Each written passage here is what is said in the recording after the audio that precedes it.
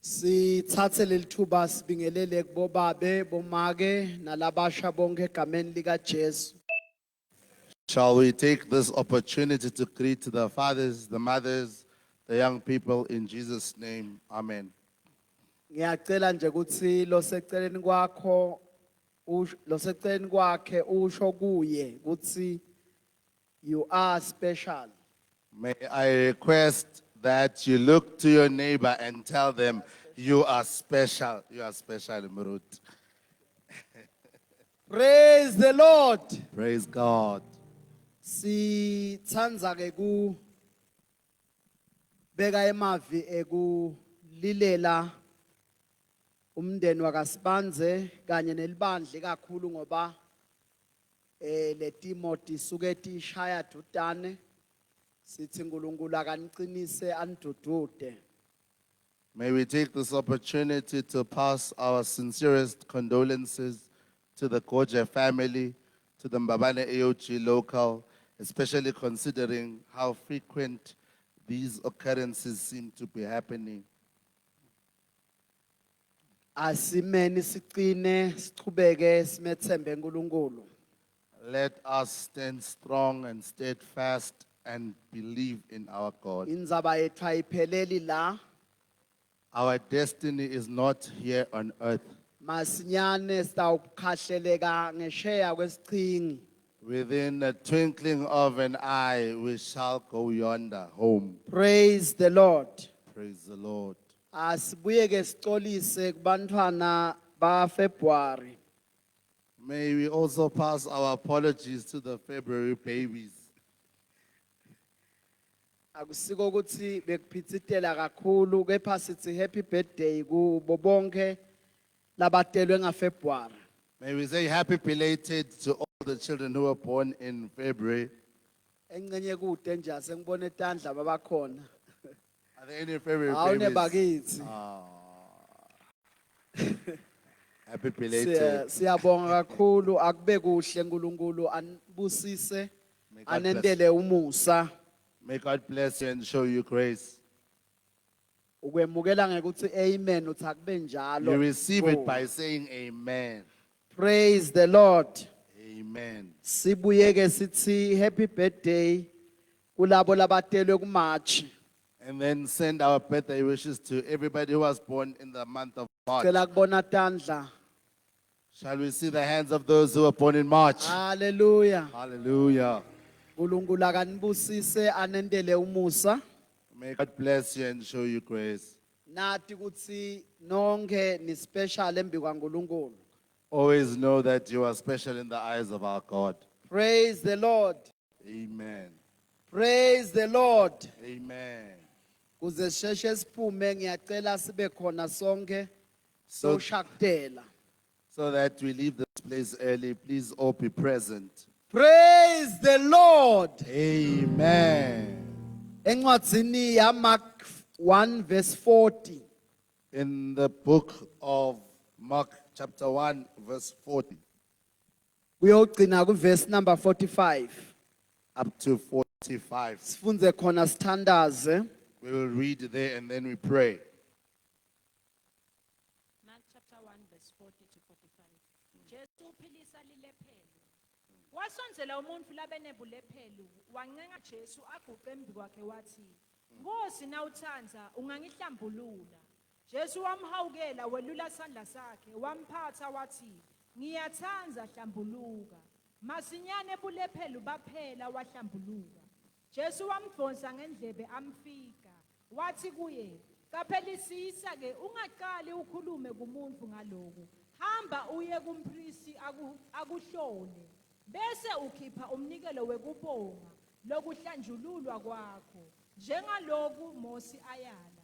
Khona bonke abantu batawuqiniseka ukuthi uhlambulukile."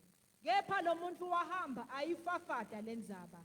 Yanza kakhulu kangangekuthi Jesu abengakasakhoni abengasakhoni kungena nakulinye nje lidolobha abonwa abantu abesatihlalela emaphandleni nje kepha abantu labanyenti babeta kuye baqhamuka magangana onke.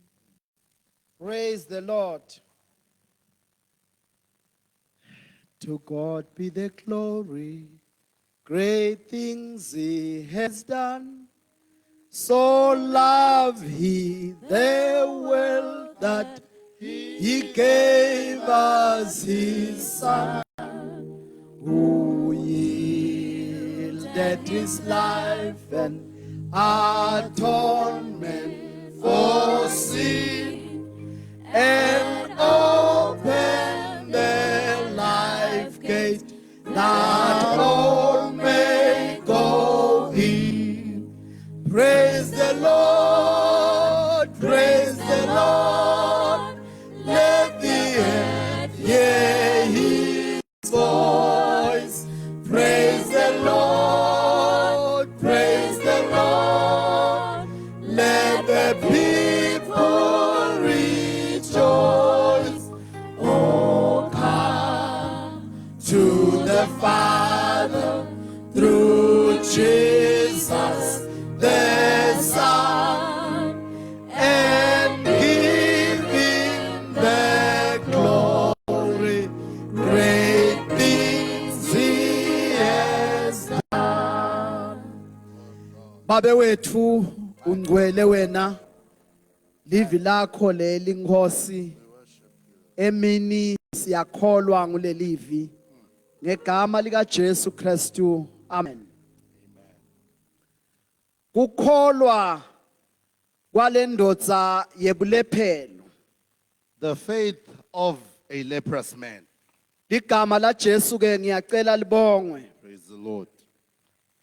Iministry ya Jesu noma ke kusebenta kwa Jesu emkhatsini webantu kwakukhungethwe luthando lanalo ngalabantu. The ministry of Jesus and Jesus' work amongst his people was marked by the great compassion he had for the people. Kusho ukuthi umgomo lomkhulu labenawo kwekuthi avete ngalokusebaleni luthando laNkulunkulu kubantu emadolobheni nakuma villages. This means the mission of Jesus was to explicitly demonstrate the unconditional love of God to all people in all towns and villages.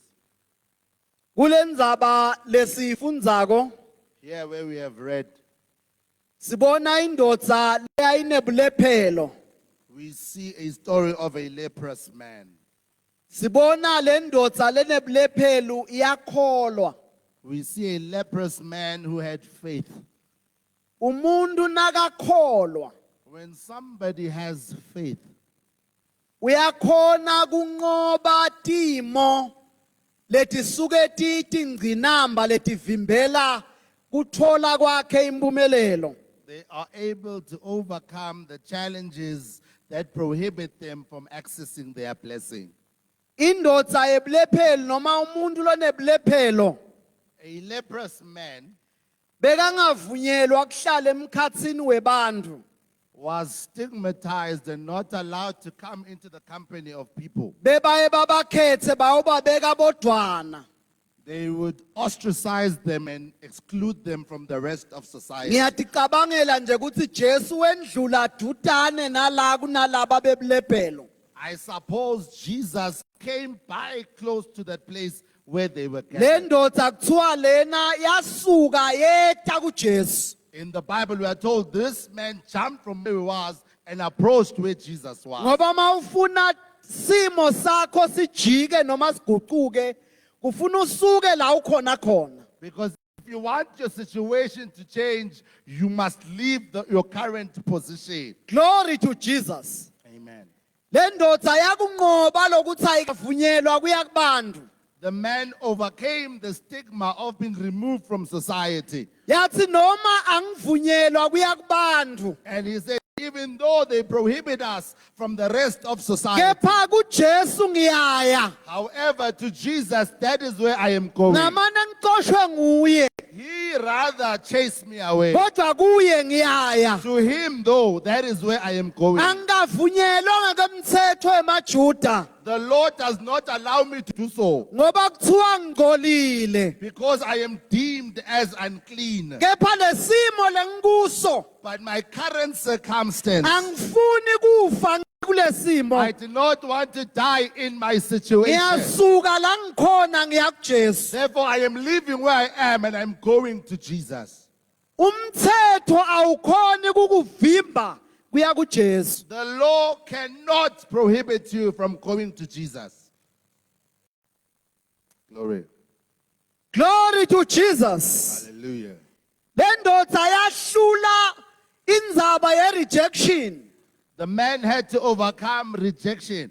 bantu bebayibuka njengendoda lengcolile leyi outcast People looked at him as unclean, nalolahlelwe ngaphandle. kepha lendoda yathi konke lokho anginandzaba nako And the man said, regardless of all of that, namuhla ngimi na Jesu today it is me and Jesus. Bible lithi yeda kuJesu The Bible says he came to Jesus. ngiyakholwa lendoda yeva ngaJesu I believe this man heard about Jesus. yase yesuka ithi angiye kuJesu lengivile ngaye And then he decided, let me go to this Jesus I have heard about. Bible lithi yathi phonsa embi kwakhe The Bible says he threw himself at Jesus. yathi uma uthandza And then he said, if you are willing, ungangenta ngibe ngilophilile you can purify and cleanse me. uma uthandza If you are willing, ungangenta ngibe ngilohlobile you can make me whole again. thandazo muni lo What type of prayer is this?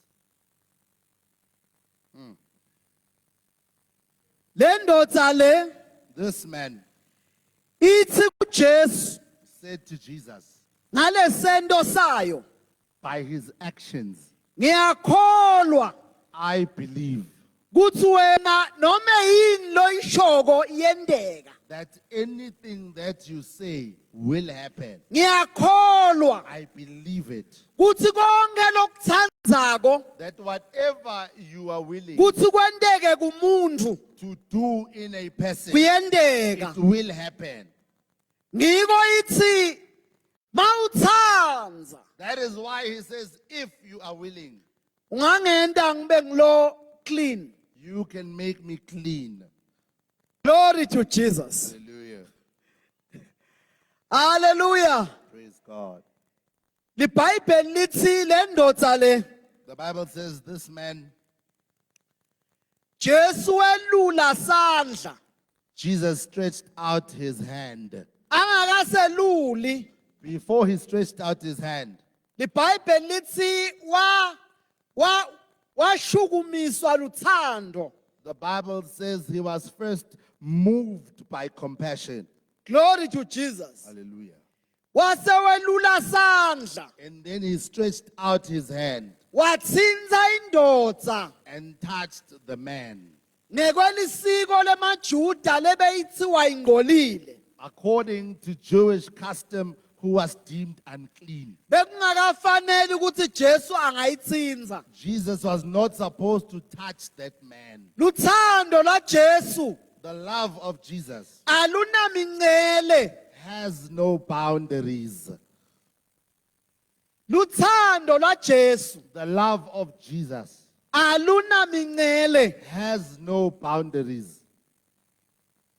noma ngabe simo netimo Regardless of your circumstance or situation, tikujike endzaweni longathi ulahliwe have put you in an awkward place and position. luthando lwa Jesu The love of Jesus aluvinjwa lutho cannot be limited by anything. lungamane luvinjwe nguwe You are the only one who can limit him. ngekuhlala kuleso simo lokuso ungedi kuJesu By remaining in your situation and not coming to him. ngoba le ndoda le yasukuma Because this man got up yashiya indzawo lehlala kuyo and he left his comfort zone yaya kuJesu ngekukholwa and went to Jesus by faith.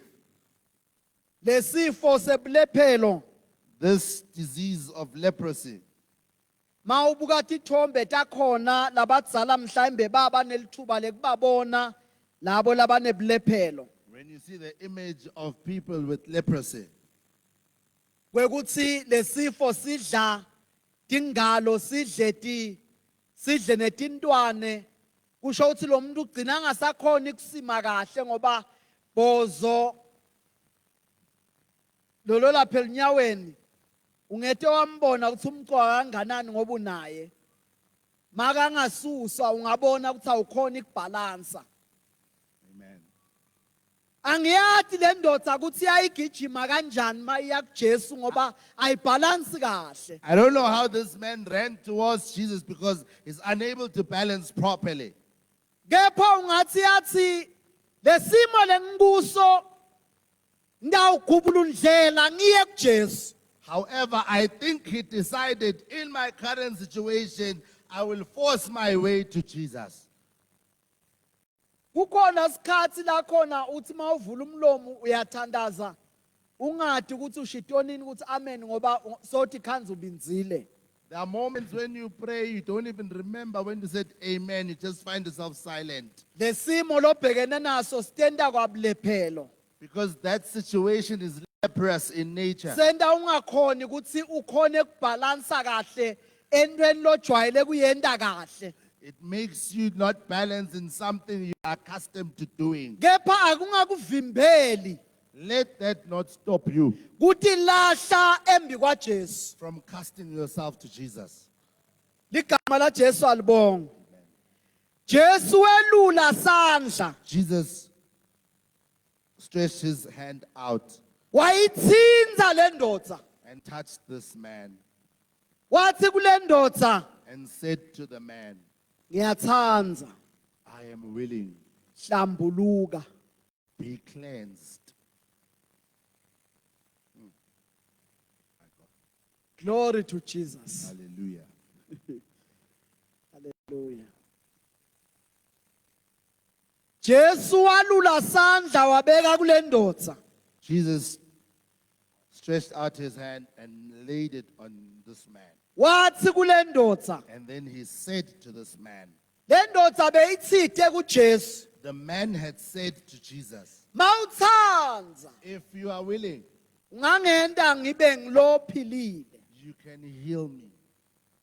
wathi Jesu And Jesus said, ngiyathanza I am willing.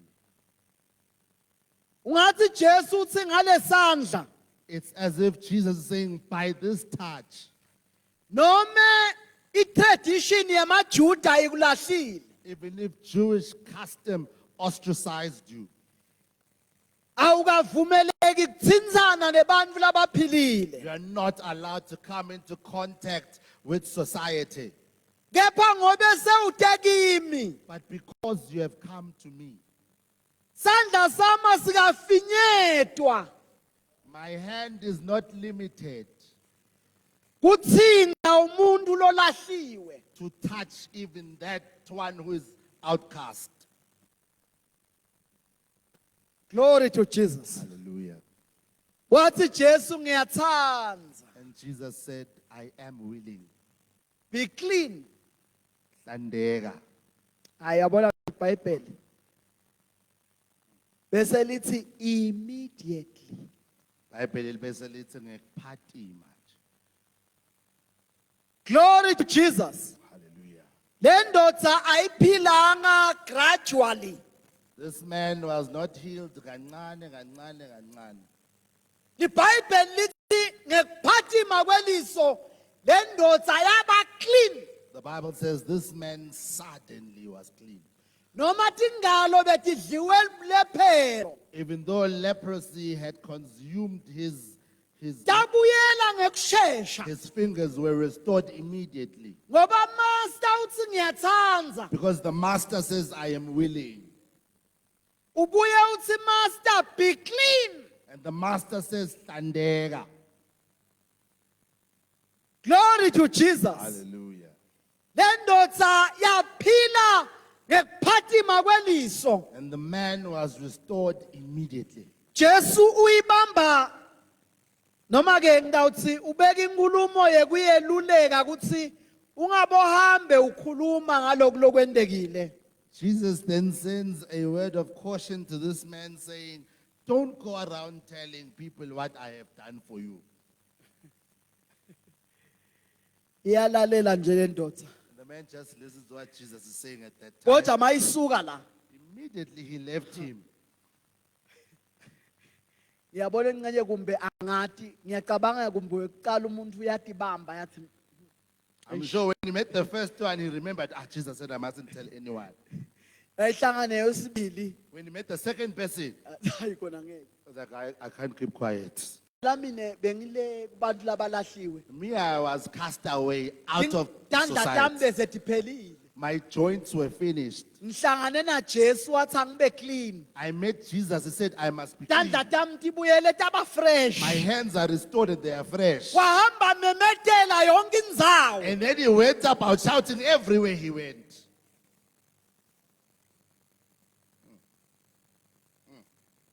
Wena wathula kangaka. Why are you so silent?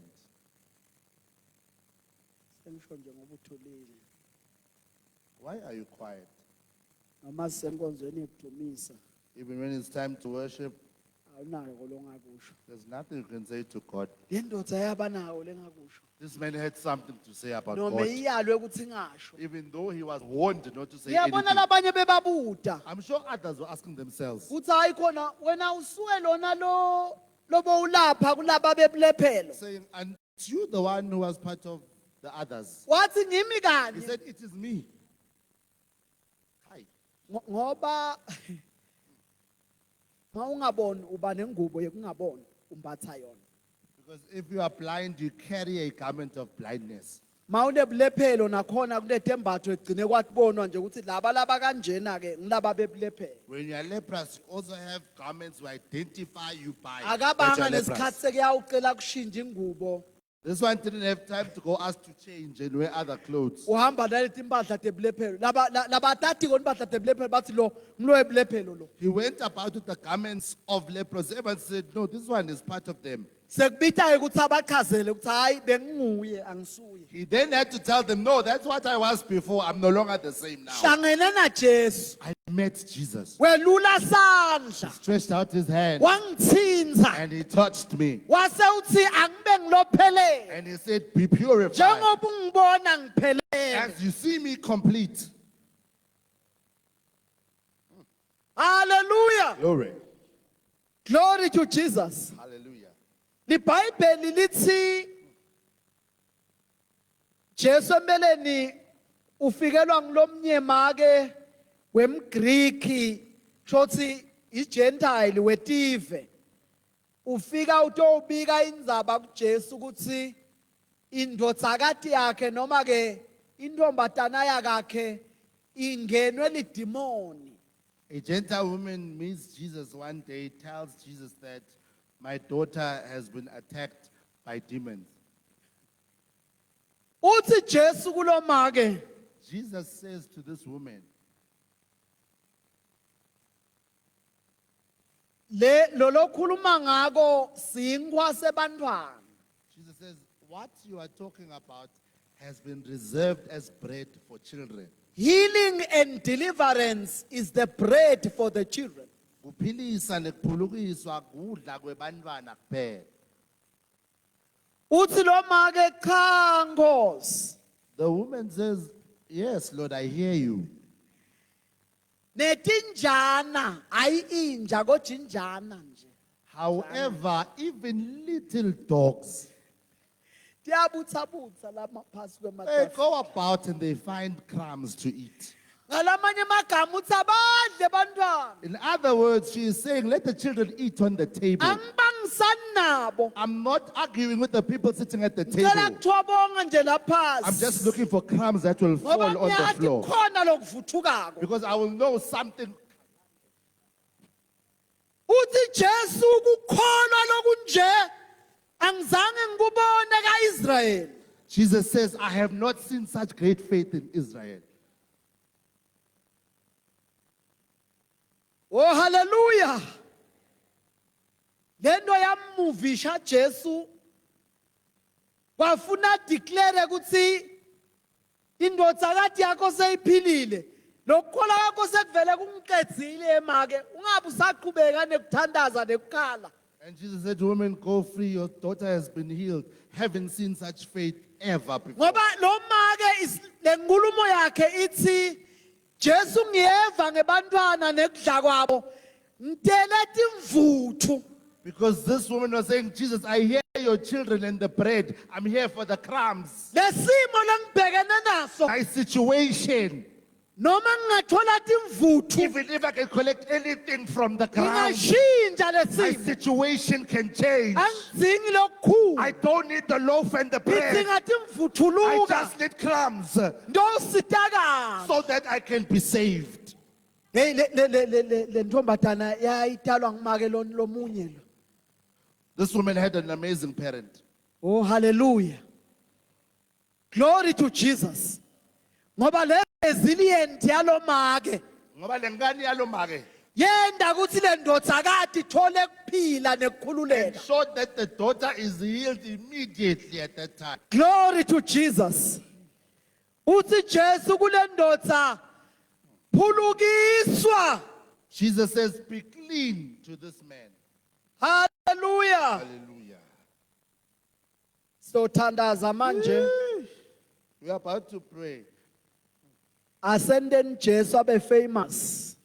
Let us make Jesus famous. Ascending Jesu kwekuthi adume. Let's make Jesus famous.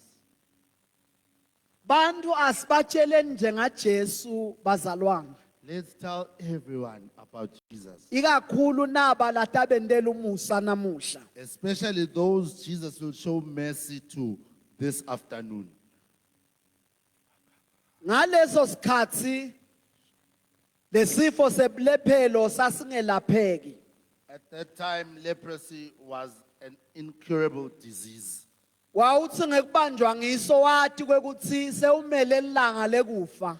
Once you had leprosy, all you waited for was your death date. Lesifo sasingakuphangisi. And this sickness did not rush you.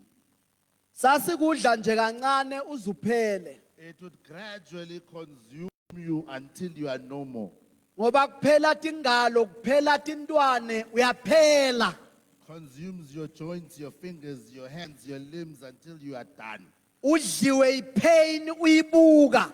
And pain consumes you right before your eyes. Ubungeke uthi sithe ngalutho. And yet there's nothing you can do about it. Nebantu bakulahlile bakukhweshise emkhatsini wabo. And people take you away from them because they also can't assist you.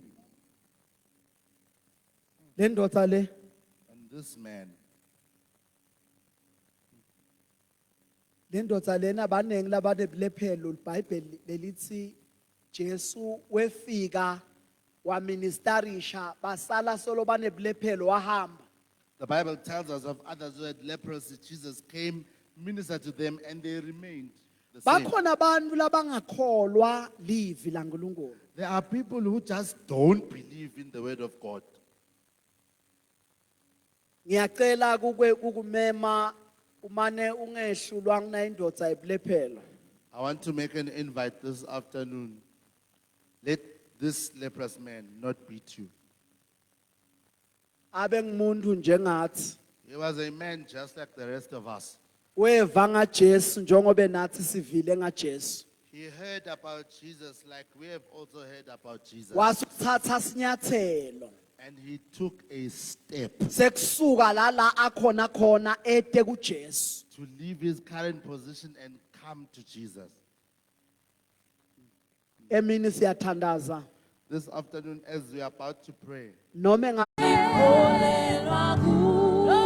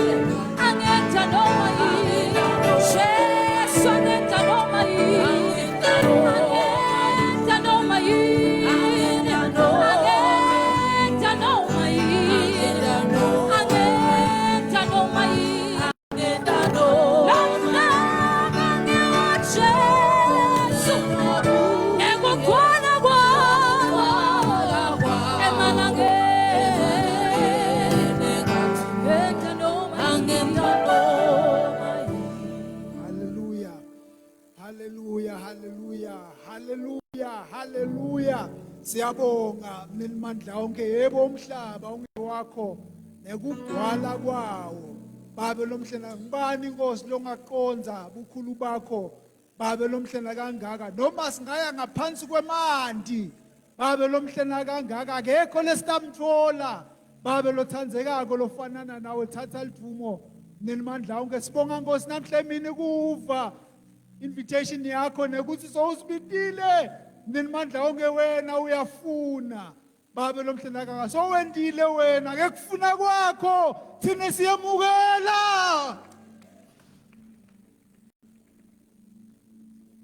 sowendile mendi wetintfo tonke sewendile siphethe Nkosi emazibithi manje kuthi Jesu sewendile akagcinanga endvulo sewendile nanamuhla thatha lidumo Nkosi lingelwakho fanele wena wedwa